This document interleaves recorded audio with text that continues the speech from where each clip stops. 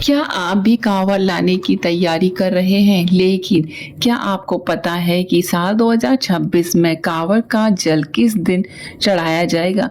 क्या सावन शिवरात्रि वाले दिन ही जल चढ़ाया जाएगा? क्या भद्रा में जल चढ़ाया जा सकता है या नहीं? अगर इन बातों का ध्यान नहीं रखा तो आपकी पूरी कांवड़ यात्रा पूर्ण अधूरा रह सकता है। इसलिए इस वीडियो को अंत तक जरूर देखिए, क्योंकि आज हम आपको शास्त्रों के और धार्मिक परंपराओं के अनुसार पूरी सही जानकारी देने वाले हैं। राधे राधे दोस्तों, आपका स्वागत है आपके अपने चैनल सनातन विजडम में। अगर आप सनातन धर्म, व्रत, त्योहार और पूजा पाठ से जुड़ी सही और प्रामाणिक जानकारी चाहते हैं तो चैनल को अभी सब्सक्राइब कर लीजिए और कमेंट में हर हर महादेव जरूर लिखें।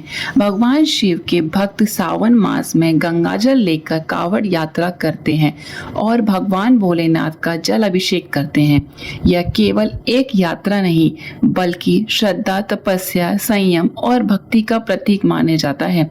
अब बात करते हैं साल 2026 की। इस बार सावन शिवरात्रि 11 अगस्त 2026 मंगलवार को मनाई जाएगी। इसी दिन कांवड़ का जल भगवान शिव को अर्पित किया जाएगा। चतुर्दशी तिथि 11 अगस्त को सुबह लगभग 4:56 से शुरू होगी और 12 अगस्त तड़के लगभग 1:55 तक रहेगी।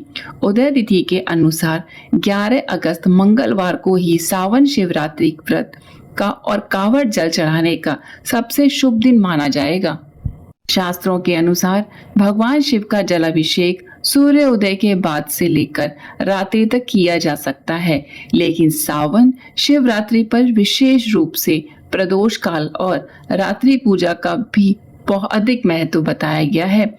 इसलिए यदि संभव हो तो शाम के समय या प्रदोष काल में भगवान शिव का अभिषेक करना अधिक शुभ माना जाता है।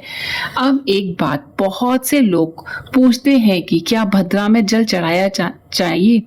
देखिए, कई पंचांगों में भद्रा का समय बताया जाता है, लेकिन भगवान शिव की पूजा के विशेष में शिव उपासना की परंपरा में जलाभिषेक पर भद्रा का सामान्य निषेध नहीं माना गया है।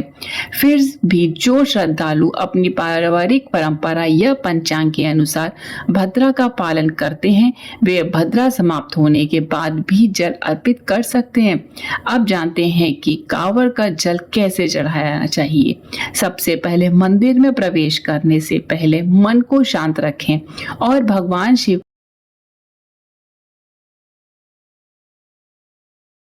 का स्मरण करें।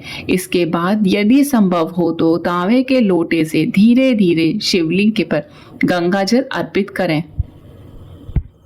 जल चढ़ाते समय ओम नमः शिवाय या महामृत्युंजय मंत्र का जाप करना अत्यंत शुभ माना गया है। जलाभिषेक के बाद भगवान शिव को बेलपत्र अर्पित करें। ध्यान रखें कि बेलपत्र साफ हो और उसके तीनों पत्ते जुड़े हुए हों।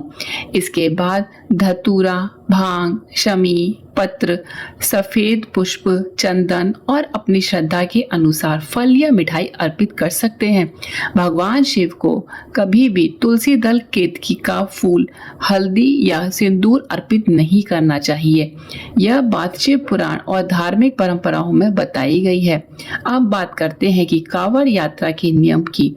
कांवड़ यात्रा के दौरान सात्विक भोजन करें। मांस, मदिरा, तंबाकू और किसी भी प्रकार के नशे से पूरी तरह दूरी रखें। झूठ बोलना, क्रोध करना, अपशब्द कहना और किसी का अपमान करना इस यात्रा का पवित्रता को कम करता है। यात्रा के दौरान बार बार भगवान शिव का नाम लेते रहें। यदि आप पहली बार कांवड़ ला रहे हैं तो जल्दबाजी बिल्कुल ना करें। अपनी क्षमता के अनुसार यात्रा करें, क्योंकि भगवान शिव भाव के भूखे हैं, दिखावे के नहीं। एक बात और याद रखें, कांवड़ यात्रा का सबसे बड़ा उद्देश्य केवल जल चढ़ाना नहीं बल्कि अपने मन को भी पवित्र बनाना है। अगर मन में अहंकार, क्रोध और द्वेष रहेगा तो केवल जल चढ़ाने से पूर्ण फल कभी नहीं मिलता। इसीलिए पूरे प्रेम, श्रद्धा और विनम्रता के साथ भगवान शिव का अभिषेक करें। मान्यता है कि सावन शिवरात्रि के दिन सच्चे मन से किया गया जल अभिषेक भगवान शिव को अत्यंत प्रिय होता है। इससे जीवन की अनेक बाधाएं दूर होती हैं, मनोकामनाएं पूर्ण होती हैं और घर में सुख शांति का वास होता है। अगर आप इस सावन कांवड़ यात्रा पर जा रहे हैं तो भगवान भोलेनाथ आपकी यात्रा मंगलमय करे और आपकी सभी मनोकामनाएं पूरी करें। वीडियो पसंद आया हो तो इसे लाइक और शेयर जरूर करें ताकि यह सही जानकारी अधिक से अधिक शिव भक्तों तक पहुंच सके। ऐसी ही सनातन धर्म से जुड़ी प्रामाणिक और सरल जानकारी के लिए सनातन विजडम को अभी सब्सक्राइब करें। हर हर महादेव। ओम नमः शिवाय।